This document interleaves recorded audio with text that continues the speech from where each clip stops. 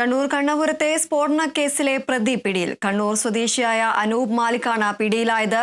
ഒളിവിൽ പോകാനുള്ള ശ്രമത്തിനിടെ കാഞ്ഞങ്ങാട് വെച്ചാണ് പിടികൂടിയത്. വിവരങ്ങളുമായി ജോസഫ് അഗസ്റ്റിൻ ചേരുന്നു. ജോസഫ്, ഈ ഒരു സ്ഫോടന കേസിലെ പ്രതി പിടിയിലായിരിക്കുകയാണ്. കൂടുതൽ വിവരങ്ങൾ എന്തൊക്കെയാണ്? ദീപ്തി, കണ്ണൂർ കീഴപുരത്ത് ഇന്ന് പുലർച്ചെ ഉണ്ടായ സ്ഫോടനത്തിൽ യുവാവ് മരിച്ച സംഭവത്തിലാണ് ഇപ്പോൾ പ്രതിനെ അറസ്റ്റ് ചെയ്തിട്ടുള്ളത്. കണ്ണൂർ ചാലാട് സ്വദേശിയായിട്ടുള്ള അനൂപ് മാലിക്കിനെയാണ് ഹോസ്പിറ്റൽ പോലീസ് കസ്റ്റഡിയിൽ എടുത്തിട്ടുള്ളത്.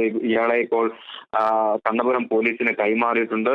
ഒളിവിൽ പോകാനുള്ള ശ്രമത്തിനിടെ കാഞ്ഞങ്ങാട് വെച്ചാണ് ഇയാൾ പിടിയിലാകുന്നത്. എക്സ്പ്ലോസീവ് സബ്സ്റ്റൻസ് ആക്ട് പ്രകാരമാണ് ഇയാൾക്കെതിരെ കേസ് രജിസ്റ്റർ ചെയ്തിട്ടുള്ളത്.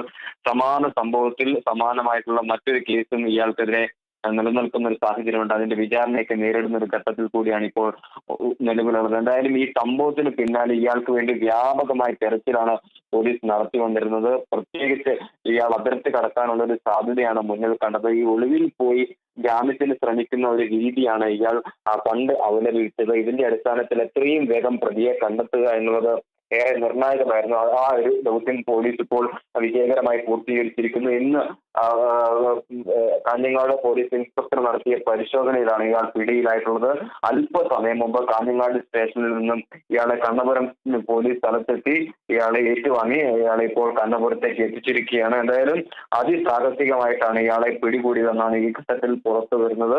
ഇയാളെ അല്പസമയത്തിനുള്ളിൽ തന്നെ കണ്ണപുരത്തേക്ക് എത്തിച്ച് കൂടുതൽ ചോദ്യം ചെയ്യാൻ ഒരുങ്ങുകയാണ് ഇപ്പോൾ പോലീസ് സംഘം എത്തി. ശരി.